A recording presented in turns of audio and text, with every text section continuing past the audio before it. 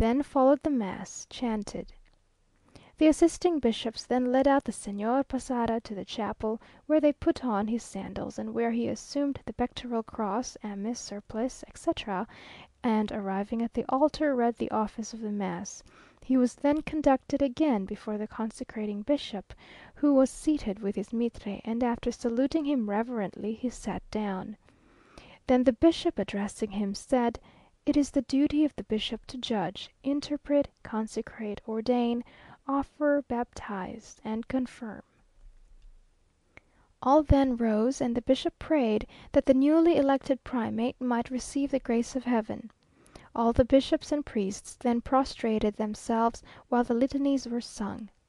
The presiding bishop, rising, took the crosier, and prayed 3 times for a blessing on the chosen one, thrice making on him the sign of the cross, and they continued to sing the litanies, at the conclusion of which they all arose, took their seats, and resumed their mitres, Posada alone kneeling before the bishop.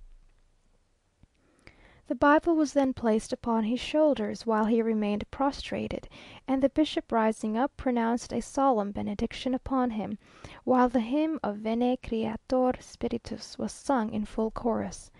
Then the bishop, dipping his hand in the holy chrism, anointed the primate's head, making on it the sign of the cross, saying, "Let thy head be anointed and consecrated with the celestial benediction, according to the pontifical mandate."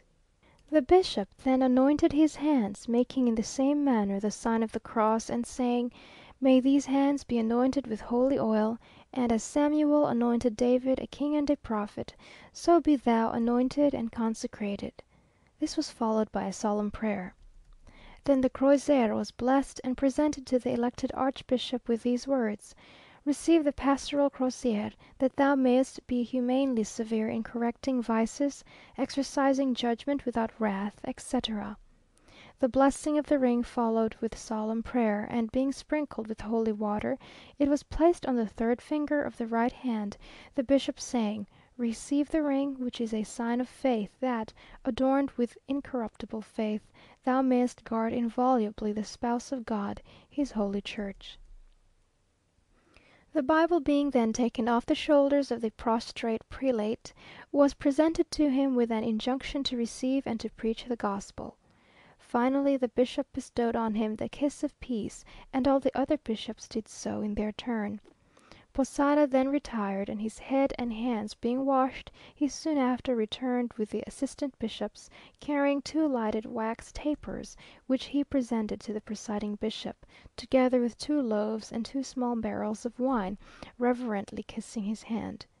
After this the presiding bishop washed his hands and mounted the steps of the altar, and the new primate received the sacrament. The mitre was then blessed and placed upon his head, with a prayer by the bishop, that thus, with his head armed and with the staff of the Gospels, he might appear terrible to the adversaries of the true faith.